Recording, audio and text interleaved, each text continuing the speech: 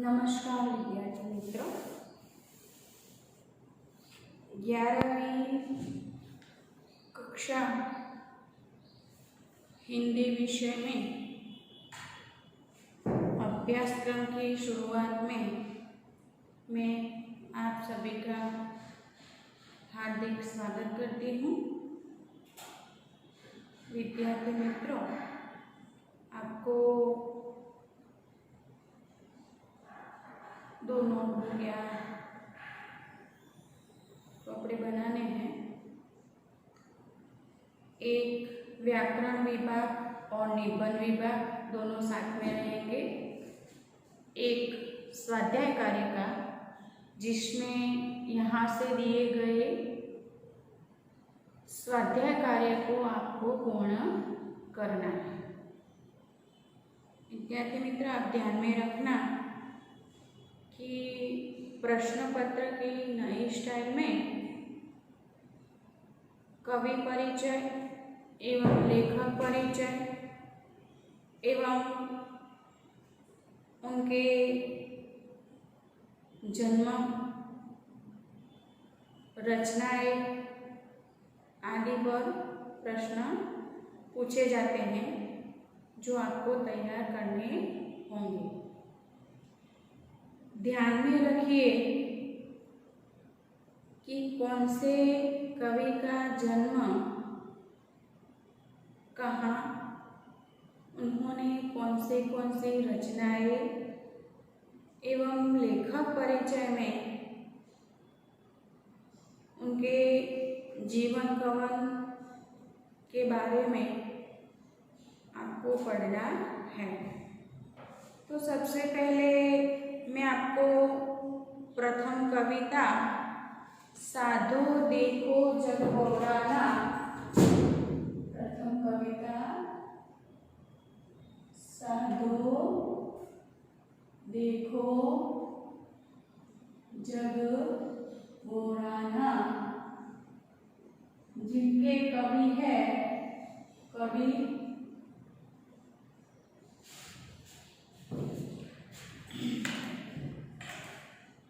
कवि के बारे में, उनकी अमृतवाणी के बारे में हमें अच्छी तरह से मालूम है।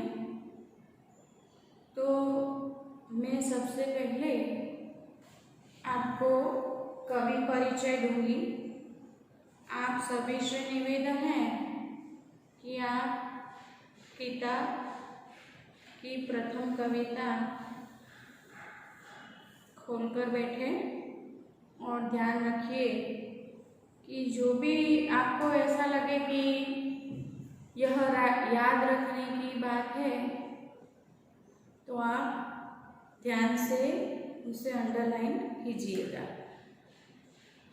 तो कबीर का जन्म सन 1398 और उनकी मृत्यु 1518। भक्तिकालीन निर्गुण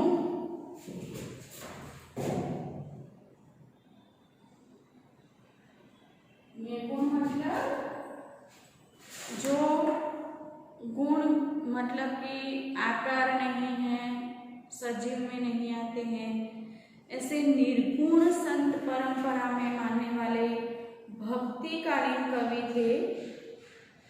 उनका जन्म काशी वाराणसी में हुआ था।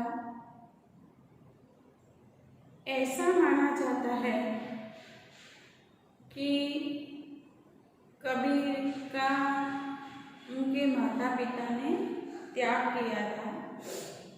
तो हिंदी साहित्य में ऐसा माना जाता है कि उनके माता पिता के त्याग के कारण उनका लालन पालन नीरू और नीमा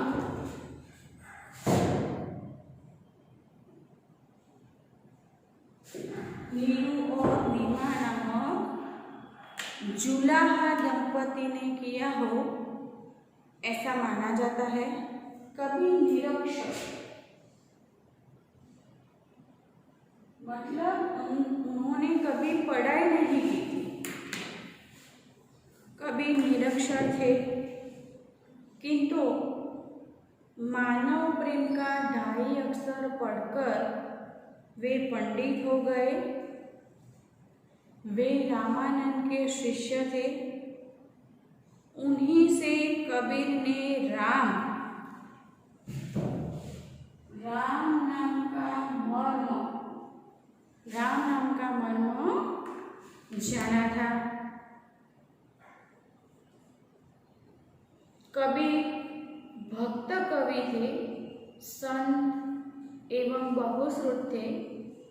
उन्होंने अपने युग में व्याप्त जाति पाति, कुरीतियाँ, अंधविश्वास, बाह्याडंबर, मूर्ति पूजा, अवतारवाद, इस युग में व्याप्त धार्मिक धर्म संबंधी संकीर्णता का खुलकर विरोध किया था।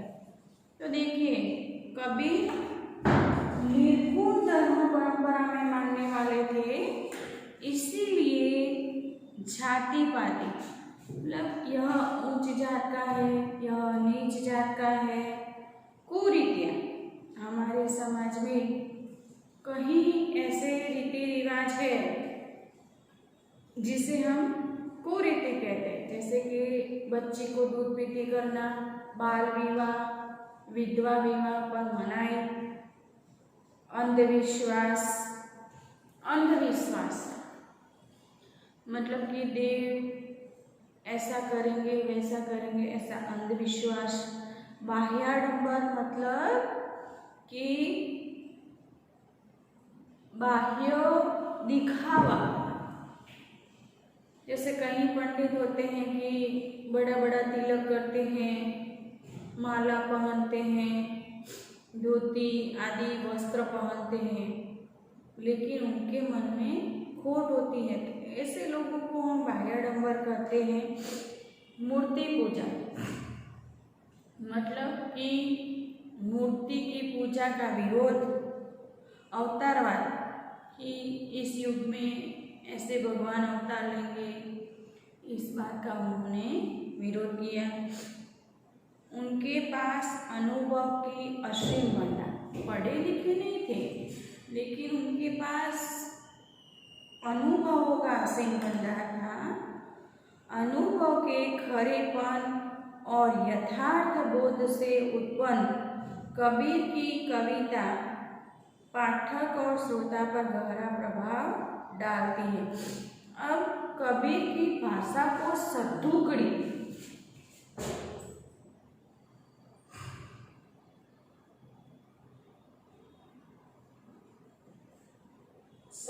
मतलब जहाँ जिस प्रदेश में गए वैसी भाषा का प्रयोग उन्होंने अपनी कविता में किया है। इसमें बोलचाल की सहजता, मतलब हम जैसे व्यवहार के साथ बोलते हैं वैसे ही शब्द उन्होंने अपनी कविता में डाले हैं। कबीर की रचनाएं कबीर ग्रंथावली में संग्रहित है। आप विद्यार्थी मित्र अंडरलाइन करना। इनका प्रमुख ग्रंथ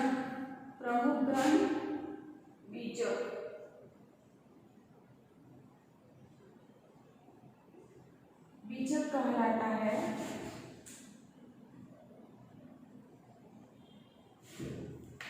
इसमें 3 भाग है, रमेनी, सबद, साखी। रमेनी, सबद, साखी आदि इनके 3 भाग हैं। इनके कुछ पद गुरु ग्रंथ साहब में संग्रहित है। तो कबीर के जितने भी पद हैं उनमें से कुछ पद गुरु ग्रंथ साहब में संग्रहित है। आप इतनी बात याद रखना कि कबीर की भाषा सद्दुगड़ी एवं खिचड़ी भाषा कहा जाता है। जिसमें सहजता के साथ साथ सरलता भी है, जैसे आम लोगों को समझ में आ जाए वैसी बातें। और कवि ग्रंथावली में उनके कुछ पद संग्रहित हैं। ध्यान में रखना, आज हम विद्यार्थी मित्र कौन सा पद पढ़ेंगे? साधो देखो जग बोराना। बोराना मतलब पागल, दीवाना। साधो देखो जग बोराना मतलब कवि ने कहा है, उनके अनुभव जनक के द्वारा उन्होंने बताया है कि जग पागल है, दीवाना है। कैसे है? तो देखिए, साधु देखो जग बोराना, साची कहो तो मारन धावे। सत्य हमेशा कैसा होता है? कड़वा। अगर हम सच बोलने चाहेंगे तो लोग हमें मारने दौड़ते हैं। झूठे जगबतियाना मतलब कि झूठे लोगों की यहाँ क्या होती है? झूठे लोगों को सच माना जाता है। सच बोलते हैं तो मारने दौड़ते हैं, झूठ बोलते हैं तो सच मान लेते हैं। झूठे लोगों की यहाँ पूजा होती है। हिंदू कहत है राम हमारा, मुसलमान रहमान। सदियों से हम देखते आए हैं कि हिंदू मुसलमान में हमेशा से आपसी मनमुटाव रहा है। हिंदू कहते हैं राम हमारे हैं, राम बड़े हैं। मुसलमान कहते हैं रहमान मतलब कि रहीम बड़े हैं। हिंदू कहते हैं राम हमारे हैं, मुसलमान कहते हैं रहमान हमारा है। बड़े मानते हैं, हिंदू राम को बड़ा मानते हैं, मुसलमान रहमान को बड़ा मानते हैं। आपस में दो लड़ी मरतू है, मरम कोई न जाना। मतलब यही लड़ाई में पूरे जीवन भर दोनों लड़ते हैं, लड़ मरते हैं आपस में। आज भी हम देखते हैं कि भारत की कश्मीर बॉर्डर पर हिंदू मुसलमान की लड़ाई आज भी हम देखते हैं कि छोटे से जमीन के टुकड़े के लिए कितने लोगों की जान जाती है और कितने लोग बेघर हो जाते हैं। तो यही हिंदू के लिए राम हमारा, मुसलमान के लिए राम हमारा, यही आपस में दो लड़े मरते हैं। मरम कोई नहीं जानता। राम ने कभी ऐसा नहीं कहा है कि आप लड़ाई झगड़ा करो, या मुसलमान के रहमान भी नहीं कहा है कि आप लड़ाई करो। बहुत मिले मोही नेमी धर्मी प्राप्त करे स्नाना। ऐसे धर्म में मानने वाले लोग मुझे बहुत मिले हैं। धर्मों को प्राप्त मतलब कि धर्मों को प्राप्त करने वाले लोग कहीं मिले हैं, लेकिन कैसे लोग हैं वह? आत्म छोड़ी पसाने पूजे तिनका थोथा ज्ञान। आत्मा को छोड़ते हैं। जीते जी हमने एक काव्य पंक्ति कई बार सुनी है कि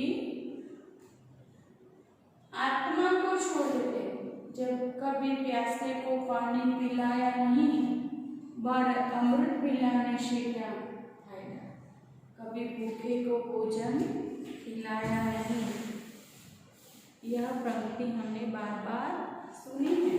तो कवि क्या समझाना चाहते हैं कि आत्मा को छोड़ देते हैं, जीते जी मनुष्य की पूजा नहीं करते हैं।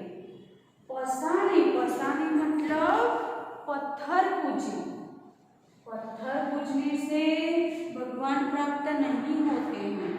तिनका थोथा ज्ञान, वह ज्ञान व्यर्थ है। थोथा मतलब कुछ काम का नहीं है, व्यर्थ है। आसन भारे इंग दरी बैठे, मन में बहुत घुमाना। हमने कई बार देखा है कि गुजराती में भी कहते हैं कि सत्ता सर्वोपरि है। सत्ता सर्वोपरि। अगर व्यक्ति के पास सत्ता आ जाती है तो ठीक है, उसका अच्छा मतलब निकालते हैं तो सही बात है, लेकिन कभी कभी आसन के प्राप्त करने से अभिमान आ जाता है। आसन धारी डिंग धरी बैठे, आसन पर बैठने से वह उनके मन में अभिमान धर कर बैठ जाते हैं। मन में बहुत गुमाना, मन में बहुत अभिमान करते हैं कि बस हम ही हैं और कोई नहीं है। मन में गुमान, गुमान मतलब अभिमान। आसन पर बैठ जाने से उनके मन में अभिमान आ जाता है, उनके मन में बहुत गर्व आ जाता है। पीपर पाथर पूजन लागे तीर्थ व्रत बुलाना। पीपर मतलब पीपर का पेड़। हमने कई बार हिंदू शास्त्र में देखा है कि कई लोग पीपर के वृक्ष को पानी चढ़ाते हैं, फूल चढ़ाते हैं, उसकी पूजा करते हैं, पत्थर से बनी मूर्ति की भी पूजा करते हैं, उसमें धूप दीप अगरबत्ती करते हैं। लेकिन हमने कभी देखा है कि उसमें भगवान है? ठीक है, हम प्रतीक के स्वरूप में उसे मानते हैं, उसे स्वीकार करते हैं, लेकिन कवि यहाँ कहते हैं कबीर निर्गुण संत परंपरा में मानने वाले थे, इसलिए उन्होंने कहा है कि पीपर पाथर पूजन लागे तीर्थ व्रत बुलाना। मतलब कि पीपर के वृक्ष को पूजते हैं, पत्थर से बनी मूर्ति को पूजते हैं, तीर्थ जाते हैं, लेकिन उनके असल में जो धर्म है वह भूल जाते हैं। माला पहरे, टोपी पहरे, छाप तिलक अनुमान। कई पंडितों को हमने देखा है, हाँ, कहीं ऐसे संत महात्मा आप मीडिया में देखते हैं, बार बार उनके समाचार सुनते होंगे कि अच्छी अच्छी माला पहनते हैं, बड़ी बड़ी मोतियों की माला पहनते हैं, सिर पर टोपी धारण करते हैं, छापा लगाते हैं, यहीं लगाते हैं, कहीं मुंह पर लगाते हैं, बड़े बड़े तिलक करते हैं, साखी शब्द गावत भूले आत्म खबर न जान। हकीकत में धर्म ग्रंथ क्या करते हैं? सच्चाई में धर्म ग्रंथ क्या करते हैं? साखी शब्द गावत भूले, भगवान का असल स्वरूप है, ईश्वर का असल स्वरूप है, वह भूल जाते हैं, आत्मा की खबर नहीं रखते हैं। दूसरे ऐसा करते हैं, दूसरे वैसा करते हैं, ऐसा नहीं करना चाहिए, ऐसा करना चाहिए, पर खुद की आत्मा की खबर नहीं रखते हैं। घर घर मंत्र जो दिन फिरत है माया के अभिमान।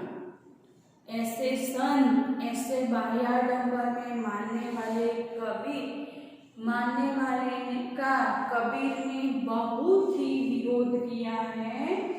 जो माया के अभिमान से व्याप्त है, माया से भरे पड़े हैं, वह घर घर जाकर मंत्र, खुद की आत्मा तो सुधारते नहीं है और दूसरों की आत्मा को सुधारने के लिए, दूसरे के जीवन को धर्म समझाने के लिए घर घर जाकर मंत्र देते फिरते हैं, खुद की पहचान नहीं रखते हैं। गुरुवार सहित शिष्य सब बूढ़े अंतकाल पछताना। ऐसे शिष्य, ऐसे गुरु अंतकाल में पछताते हैं। गुरुवार सहित शिष्य, ऐसे गुरु जो आत्म की खबर नहीं रखते हैं, सच्चा ज्ञान नहीं रखते हैं, वह गुरु एवं शिष्य सब साथ में डूब मरते हैं। साथ ही साथ उनका क्या होता है? अंतकाल पछताना होता है। बहुत तकते के पीर औलिया पढ़े किताब पुराना। ऐसे कई धर्मगुरु हैं, ऐसे कई पीर औलिया हैं। पीर औलिया मतलब मुसलमानों के गुरु। ऐसे बहुत देर तक पढ़ाई करते रहते। कौन से किताब की? कुरान की किताब की पढ़ाई करते रहते हैं। पीर औलिया बहुत देर तक धर्म ग्रंथों की पढ़ाई करते रहते हैं। करे मुरीद कबर बतलावे उन्हों खुद न जाना। कहते हैं कि ऐसे गुरु कबर बतलाते हैं और खुद न जाना, मतलब उन धर्म ग्रंथों का महत्व उन्होंने खुद नहीं जाना है।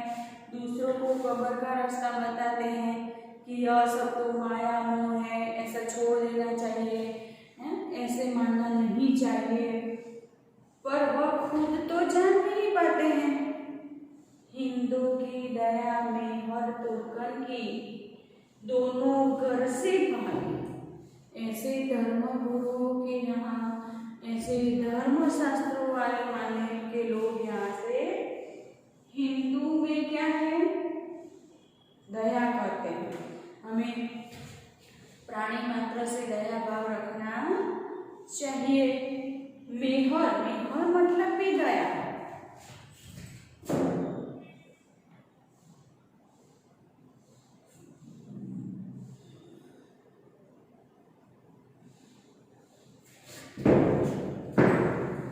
हिंदू की मेहर मतलब हिंदू की भी दया।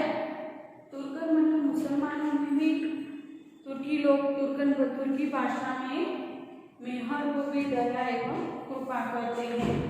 दोनों घर से भागे। अगर हम धर्म की गूढ़ को नहीं समझेंगे, उसके धर्म एवं मर्म को नहीं समझेंगे, तब तक हिंदू के यहाँ से दया चली गई एवं तुर्क से कृपा चली गई।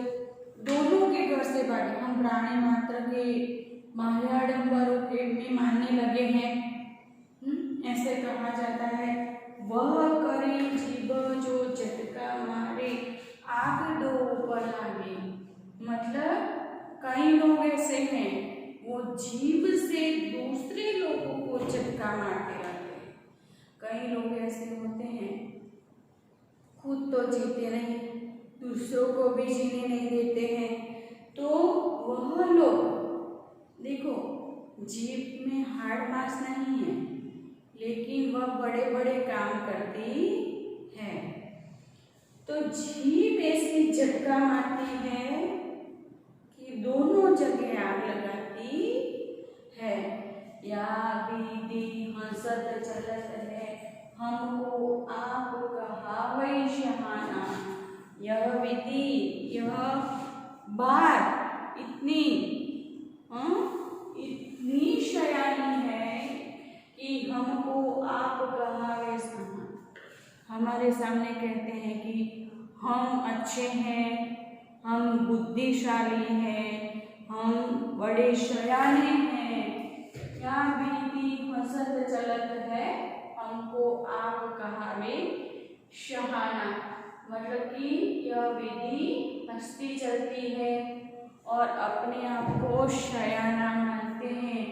कहे कबीर सुनो भाई साधो, इनमें कौन दीवाना। कहो, कबीर कहते हैं अंत में कि कहो, कबीर कहते हैं कि दीवाना कौन है? जो सच्चाई के रास्ते पर चलता है उसे तो लोग मानते नहीं हैं, झूठे को मानते हैं, झूठे पर विश्वास कर लेते हैं। हिंदू कहते हैं राम हमारे हैं, मुसलमान कहते हैं रहीम हमारे हैं। दो पूरी जिंदगी लड़ते रहते हैं, किसी की बात सुनते नहीं हैं। यही उदाहरण हमने कश्मीर बॉर्डर पर देख लिए हैं। तो सच्चाई क्या है? सच्चाई यह है कि मात्र अपने कर्म से बड़े हुए। कबीर इस कविता के द्वारा समझाने चाहते हैं कि हिंदू मुस्लिम धर्म की विसंगतियों तथा अंतर विरोधी, आप ऐसा दिखावा मत कीजिए। हिंदू अपने धर्म को माने, कभी धर्म ग्रंथ ऐसा नहीं कहते हैं कि एक दूसरे के दुश्मन बने रहिए, एक दूसरे को मार काट डालिए, ऐसा धर्म ग्रंथ कभी भी नहीं कहते हैं। इसीलिए सुनिए, हम कभी कहते हैं कि अंतर विरोध, अपने मन के अंतर में जो विरोध है उससे निकालिए। धार्मिक संकीर्णता, धार्मिक मतलब हिंदू बड़े हैं या मुसलमान बड़े हैं, ऐसी बात का कोई महत्व नहीं है। बाह्याडंबर मतलब कि पीपल के वृक्ष या पत्थर की पूजा करने से ईश्वर प्राप्त नहीं होते हैं। हमारे मन को शुद्ध करना है, हमारे आत्मा को शुद्ध करना है। आत्मा की खबर रखिए, केवल अपने आत्मा से पूछिए। अगर हम कोई भी काम बुरा करते हैं तो सबसे पहले हमारे आत्मा हमें डरती है कि नहीं, आज यह अच्छा नहीं हुआ है। तो ऐसे कर्म करने से तो अच्छा है कि हम इस पर विचार भी न करें, केवल अपने कर्मों पर महत्व दीजिए। माला पहन के, बड़ी बड़ी टोपी पहन के, बड़े बड़े तिलक करने से, बड़े बड़े छापा लगाने से हम बड़े नहीं होते हैं। केवल अपने आत्मा को पहचानिए, दूसरे की आत्मा को दुखी न कीजिए। कभी प्यासे को पानी पिलाया नहीं, बात जीते जी तो हमने कभी उससे पानी के लिए पूछा नहीं, लेकिन मरने के बाद चलो उसके मुंह में गंगा जल डालो, कोई मतलब, उसका कोई महत्व नहीं है। इसीलिए अपनी माया को छोड़िए, अपने धर्म को पहचानिए। ऐसे गुरु, ऐसे पीर वली को हमें पहचानना है, उससे समझना है वो क्या करना चाहते हैं। बड़े बड़े धर्म ग्रंथ कभी भी मनुष्य की हत्या या कब्र तक पहुंचाने का मर्म कभी नहीं समझाते हैं। हिंदू लोगों में दया का महत्व है, तुर्कों में मेहर एवं कृपा का महत्व है। लेकिन अगर हम धर्म को नहीं समझते हैं तो उसका कोई मूल्य नहीं है। जीव वह करे जीव, मतलब अपने जीव को अच्छी बनाइए, सब अच्छा ही अच्छा है। मतलब हमें दूसरों को दुख नहीं, दूसरे की आत्मा को दुख नहीं पहुंचाने हैं। हंसते चलते, सब जगह हंसते रहिए और हंसाते रहिए, तभी हम बुद्धिशाली हैं, तभी हम सयाने हैं। कहे कबीर सुनो भाई साधु, कबीर कहते हैं कि सुनो व्यक्तियों एवं मनुष्य, इन सब में कौन दीवाना है। तो विद्यार्थी मित्र, यह कविता मैंने आपको अच्छी तरह से समझा दी है। तो इसके अनुसार आपको स्वाध्याय कार्य की किताब में, नोटबुक में जो भी आप बनाना चाहें, हिंदी में 2, हिंदी में 2 ચોપડા બનાવવાના છે તમારે। एक स्वाध्याय कार्य,